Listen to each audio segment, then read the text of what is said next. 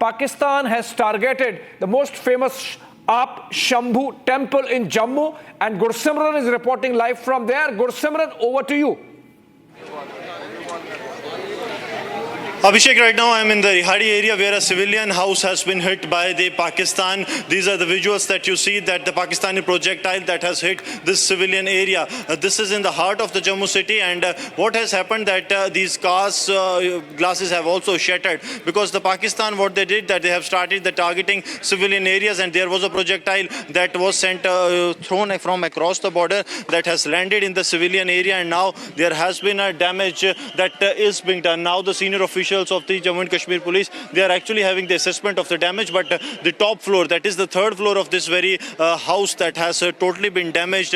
There was a projectile that came from the other side. Now the senior officials of the Jammu and Kashmir police, they have also arrived here, and the Sarjivan is showing you the visuals that the situation is being assessed, because there have been a huge impact of this explosion that has taken place in the civilian areas. The way Pakistan is targeting, this also shows one thing, that they are now totally focused on targeting the civilian areas, that they want to target as many as civilian as they can, and that is why this is being witnessed. Because earlier we have seen that the retaliation used to be only to the areas where there is only the army presence or the presence of the security forces, but now these kind of targeting inside the civilian areas in the heart of the Jammu city makes one thing very clear, that Pakistan wants escalation. They want escalation to a level that they be taught a lesson, because today morning what we saw, that it all started from the border area, it all started from the international border, it started from the line of control, but within a minute's time it has escalated down to the civilian areas, and now the civilian areas are being hit. It's almost a dozen of cars